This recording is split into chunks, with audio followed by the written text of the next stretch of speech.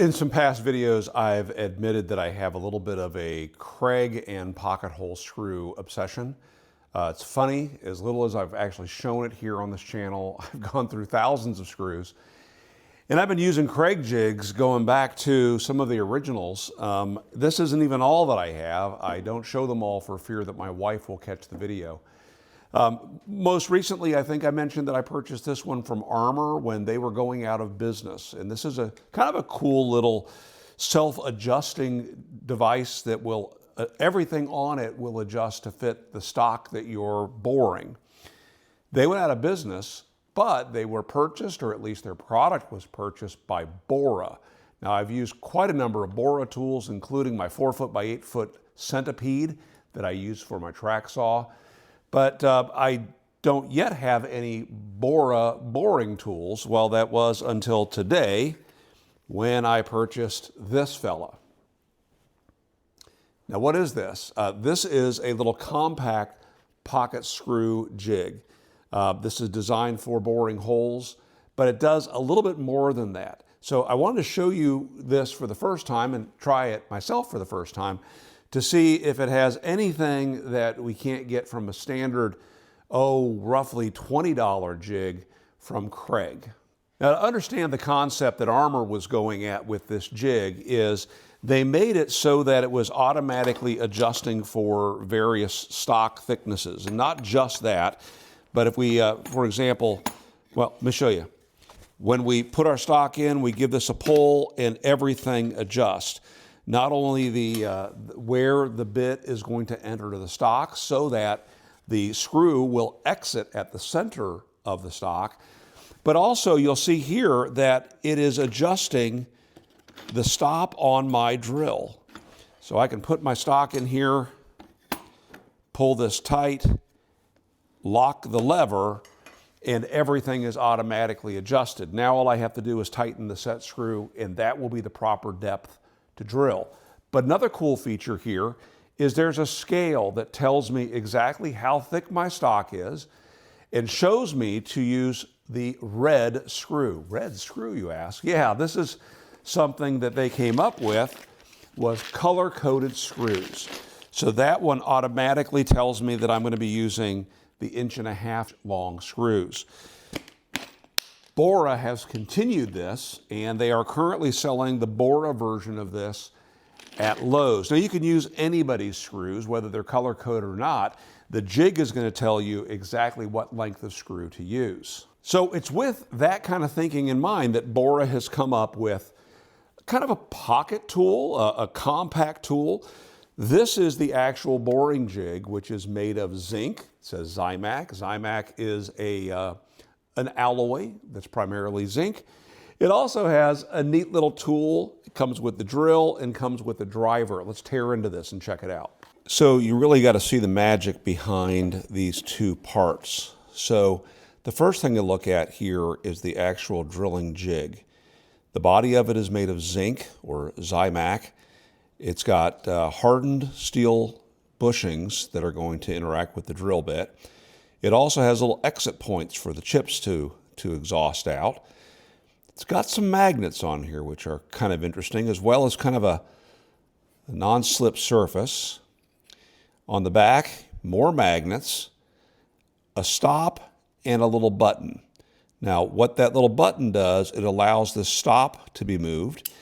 And if you think about it, if you've had any experience with pocket hole jigs, you know that for thicker stock, you got to move it further up from the end in order for the bit to exit at the proper point, which is about the midpoint of the stock. When this button is pressed, you can see that on this side, this little part is engaging and disengaging from a number of little detents. This tool is pretty complex too. You can see that it's got our drill as well as the stop collar installed, and a wrench for loosening the set screw on the stop collar.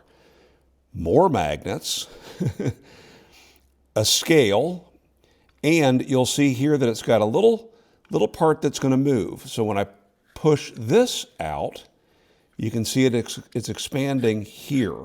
And what that allows us to do let me turn it around so you can actually see it, is it's going to indicate to us what screw length we are going to use. There's a little indicator right here that I probably need to highlight with a Sharpie. But what's also happening at the same time, and this is so cool, is as you are moving this on the front, it's moving your stop collar on the other side. So again, I'm moving this almost like a caliper, clamping it on the stock. It's indicating exactly what screw to use.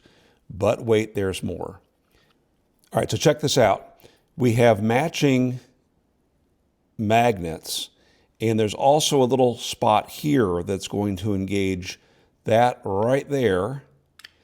And when it does that, it raises that pin up, so it's not currently engaging any of these detents. We can then measure our stock. It will indicate what size screw to use. It'll set our stop automatically for us. But also, and right now I'm kind of in between sizes here, which tells me my stock isn't exactly 3/4 of an inch. But this will drop into the appropriate detent. So when we roll this off, it's now locked that stop in place, and that's ready to be clamped here, and that will be the proper distance from the bottom in order for my screw to penetrate in the middle. The same thing happens with stock like our 2x4. Pinch it right here, bring that off. That is the proper distance from the end for the 2x4. Now, if we'd have tightened the set screw, everything would have locked in place, but you get the idea. You wouldn't want to move any of these things until everything's ready to roll. We'll tighten the set screw on that. Let's go back to the 3/4 inch stock. And I'm going to tighten that set screw, which will lock everything in place. Now I can roll this out. That's ready. And my drill bit pops right out, ready to roll.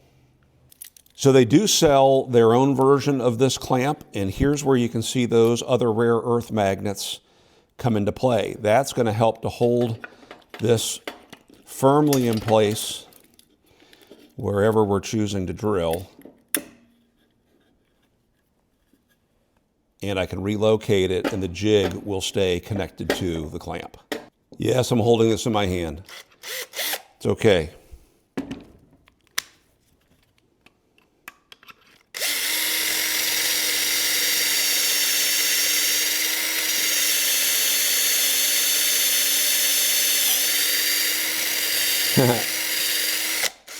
Isn't that cool?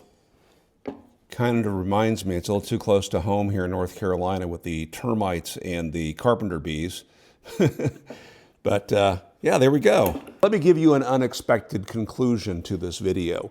And that is, I think this is pretty slick. I love this idea of how everything adjusts, how it tells you what length of screw and so on, and how when you pop this tool off, it locks down on the detent exactly where the stop needs to be. Now I say that, I purchased earlier this afternoon and I accidentally dropped it from about 4 feet.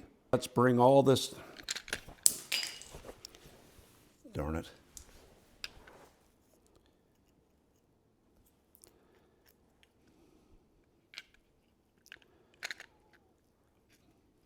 And it broke. Just fell to the floor. First time to the floor, it broke. I took it back to Lowe's, they replaced it, not a problem, but a tool like this should be able to easily withstand a drop of 4 feet in a wood shop of all places. So that raised my concern. Now there was a part that came off earlier that I was concerned about. This is supposed to be removable because of the way this may be used inside of a space where it can't lap over the end of a board. So that's not anything to be concerned about. But that little part right there, that little extension right here is incredibly thin at this point, and it's made of plastic. So that's something that the folks at BORA should take a look at. And if you're considering a tool like this, you need to pay extra special care when you use it. I'd love to hear your questions, comments, and cheap shots. Make it a great day.